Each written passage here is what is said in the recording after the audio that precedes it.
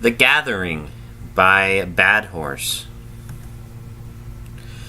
The Invitation. In the stars the Alicorns were gathering. Sisters, come! In the heart of Virgo we sing the 1,000-year death song for a fading galaxy. We shall gather its embers and bank them in the black hole at its core. And then we come to the water service fee, Dotted Line said, turning another page.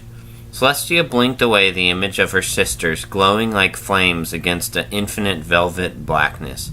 The cabinet secretary's office seemed, by comparison, a sketch in gray pencil. The stack of neatly lettered reports and ordinances managed to smell musty, despite having all been written in the past 2 weeks. Very controversial, the secretary continued. We charge per acre, as you know. Last year in Appaloosa, Flint-Hyde Hayseed planted 3 acres of tomatoes. Celestia nodded. Good farmer Hayseed. He's featured in several of your reports. We shall circle its fatal horizon and bathe in its death glow. We shall sing the song of making as we dive into its gravity well. We shall meet at its center and rekindle its fires, and a new galaxy shall be born. Join us, Elder! Dotted grunted discreetly. Tomatoes, you see, use a lot of water, not really suitable for an arid land like Appaloosa. Come, my lovely white dove, I remember when you danced the death of Etta Karina, how your mane whipped in the solar wind as your hooves spread its heart across 100 stars.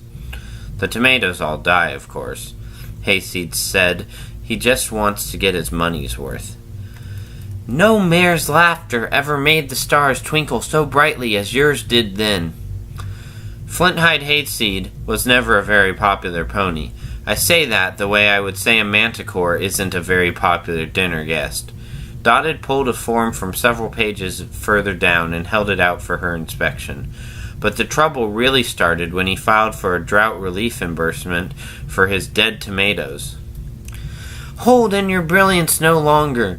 Let me see your pelt grow like the furnace at the heart of Moi Sephi. Let me gaze into your eyes, lit with the light of 1,000 suns, while I breathe down your neck from behind and hold you tight while 1,000 novas burst within us. Your Highness, are you quite all right? We can do this later. Celestia shook her head, not so daintily as might be expected of a princess. No, she said, smiling. I'm fine, just a bit distracted. She took a deep breath. Tell good Yeoman Hayseed that we will grant him a reimbursement for the expected value of his tomato crop, given the environmental conditions, if justified by a Form SF 3553, explanation of peculiar circumstances. Dotted inhaled sharply. An SF 3553? Isn't that a bit drastic? Celestia nodded firmly. Yes, it is. I have faith, as always, in your judgment, Your Highness, but you help us if Flint-Hyde turns out to be the pony who can actually finish the thing. Dotted flipped the utility reports over onto the growing stack of finished items. He wrote a note, clipped it to Hayseed's reimbursement application, and put that in a third pile. He cleared his throat. Now, as regards to the upcoming gala, I have a petition here signed by 73 members of the nobility to find a, quote, more secure location for this year's festivities. Come, drift with us. Remember all, then forget it. Forget yourself. Forget the borders between minds, and drift, feel, see, be. Reassure them that we will, Celestia said with a slight smile. The only location more secure than the royal palace is the royal dungeons, Dotted observed. Celestia shrugged innocently. Come, fly between Rigel and Orion's belt, out through the purest deep space. Pull up when you reach the great hydrogen clouds. You can be here in 100 years. Dotted clipped a note to the petition and put it in the third pile. Now, my favorite. The Recommendation Committee's annual report on the Advisory Committee's annual report on the prior year's activities and the Recommendation Committee. He dropped a bound folio onto the desk before them with a bang. It was thicker than the Canterlot address directory. Celestia's shoulders sagged as she stretched her neck out towards the folio.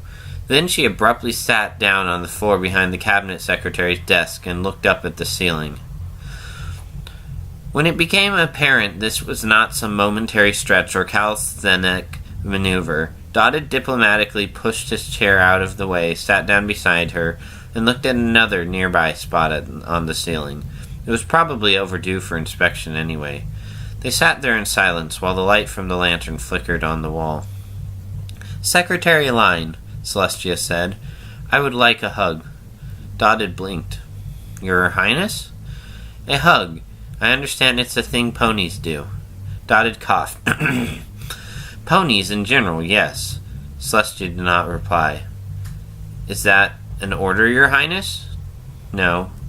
Dotted stood up and tiptoed around to face Celestia. He had spent much of his life with his muzzle a pastern away from Celestia's, but never before come within a hoofspan of it. He reached up and put his forelegs stiffly around Celestia's shoulders, his eyes shut tight. Celestia inclined her neck until it brushed up against his, then reached up and pulled him against her, squeezing him in a grip like that of a Stalingrad High Commissioner. Dotted's eyes opened in shock. Slowly his face relaxed into a secret smile, and while the lamplight danced across tax forms and Alicorns circled distant stars, the Princess of the Sun and her cabinet secretary gave each other an awkward yet perhaps not altogether unbearable hug. The princess let go, and Dotted slid back to the floor and took 2 steps back. He quickly turned back towards his desk, but before he could resume his discussion of the committee report, she said, "Thank you, Dotted." Dotted mumbled incoherently. Celestia laid a hoof on top of the thick report. "Before we return to the agenda, I want you to fill out a Form GR-17, Recommendation for Recognition, Right Action Honor Award, Pendant of the Sun, recipient, Dotted Line. Then forward it to me for approval." Dotted pulled his eyebrows together. "The Pendant of the Sun is for heroism in the defense of Equestria." "It would have taken you less courage to lead a charge into battle," she said, "and done less to defend Equestria.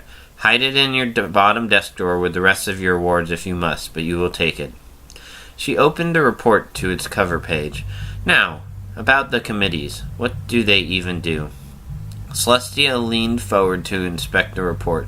Dotted grasped eagerly at the familiar bureaucratic language. Out past the constellations, the Alicorns continued to gather. And that is The Gathering by Bad Horse.